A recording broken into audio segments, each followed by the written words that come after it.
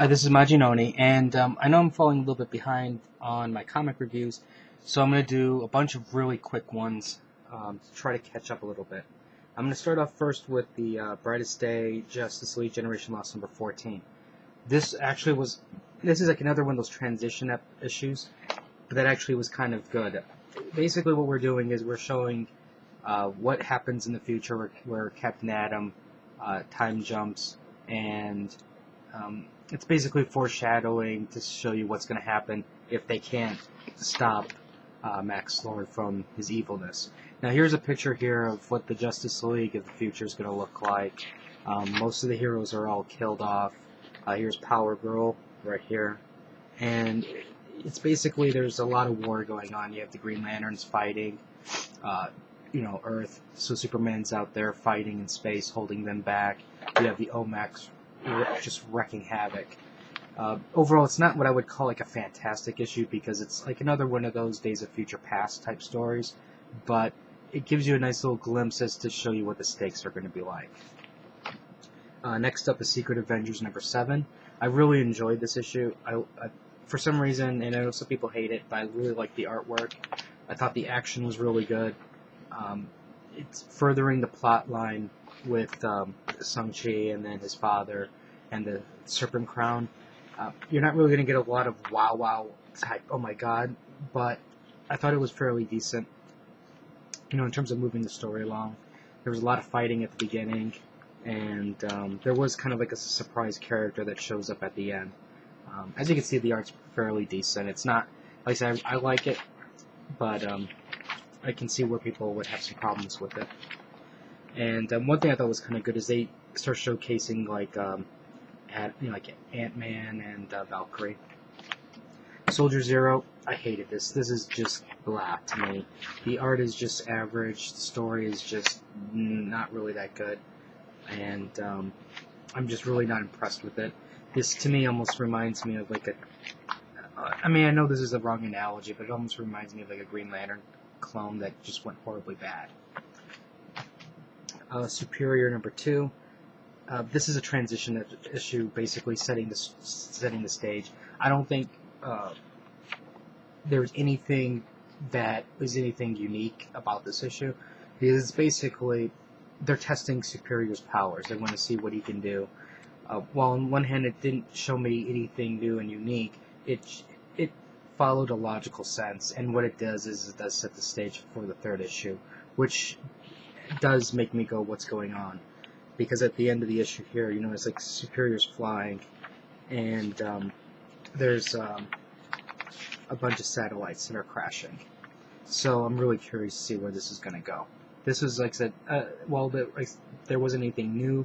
I thought this was like a solid issue in the sense that it progressed the story. Green Arrow number 6, Brightest Day crossover. Why is this still Brightest Day crossover? I don't understand. Other than this was a really strong issue. There's a lot of fighting because basically this is coming to a head with Oliver and the Queen. There was one illogical fight sequence here where you have, it looks like it's basically like a secretary type area, and you have Green Arrow jumping into this hole here where guys are on the outside shooting. Why would you jump into their line of fire? I thought that was rather stupid, and the fact that none of these guys can hit him, I was just like, please. I mean, I understand maybe you're trying to be like John Woo or something like that, but that was very bad, flow of combat, and it kind of distracted me from where it was going. They showed who the Queen was, and to be honest with you, I was just like, why is she wearing a mask? It was just stupid to wear this mask. But other than that, I thought it was a good issue, and I enjoyed it. Osborn, number 1 of 5. This really was a letdown for me. It's basically Osborn in prison, and it's showing you what's going on outside concerning Osborn and his secret society of goblin people. As you can see the tattoo. I really like the tattoo, though. I think that was a really good design. But other than that, I was really disappointed. And I can only hope issue number 2 picks up but I don't know if how many more of these I'm going to get. Spider-Girl #1. Overall, I really enjoyed this issue. The art I thought was just okay. It's nothing spectacular, but I really like the character. If you remember, what's her? Sorry for saying but there's that, what's her name, Aria or something like that, from who was like that one Spider Girl with the goggles, you know, from that picture. That's who this Spider Girl is here. And on one hand, I like this the old costume, because it was unique, and this kind of just reminds me of just another Spider-Man. But overall, I think she's an interesting character, and I'm really hoping that this really does pick up. The Fantastic Four do guest star in it, but then there's also the surprise villain at the end, which really isn't a surprise if you saw the cover for #2. And personally, I hate when they do things like that, because that's all they're trying to do is just try to drive up the sales of the first issue because of who's inside of it. But I'm really curious to see where this is going to go. Warlord of Mars #2. It's setting the stage again for what's coming up and getting John Carter up to Mars. You have two different sections of the story. You have John on the Earth, and you have the aliens on Mars. I thought it's nothing to make somebody go, this is the greatest comic of all time. I don't think it's ever going to hit a top 10 list, but it does make me interested in reading the #3, so I'm definitely going to get #3. Captain America 612. It was okay. Basically, what you have is just mostly the reaction of people. You have Bernie. If you remember Bernie, she used to be Captain America's old girlfriend from way back when. And it's just basically progressing the story with the trial of Captain America. And you have, let's see, you have that, you have the new Red Skull here, which is the Red Skull's daughter, Sin. So I'm really curious to see where it's going to go. I think this picture is really, really wrong for multiple reasons, but I am curious to see where they're going to take the new Red Skull.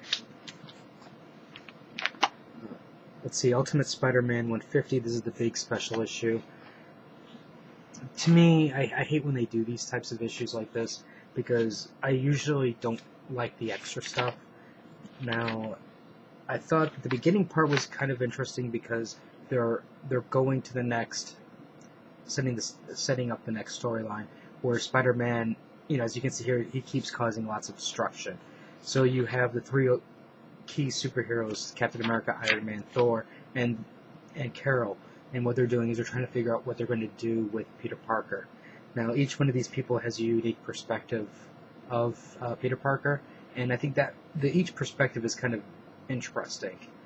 And basically, the consensus is they're going to send him to the superhero school, and what they're going to do is basically tutor him to become a superhero. So we'll see how that turns out. Now, the art is different for each one. I think some of the art's actually good. I think some of it's kind of average. I really like the Thor art, just because it's so different, you know, than the rest of the stuff. From there, then we get Spider-Man Blade crossover, Spider-Man Electra crossover, which we've already seen this before.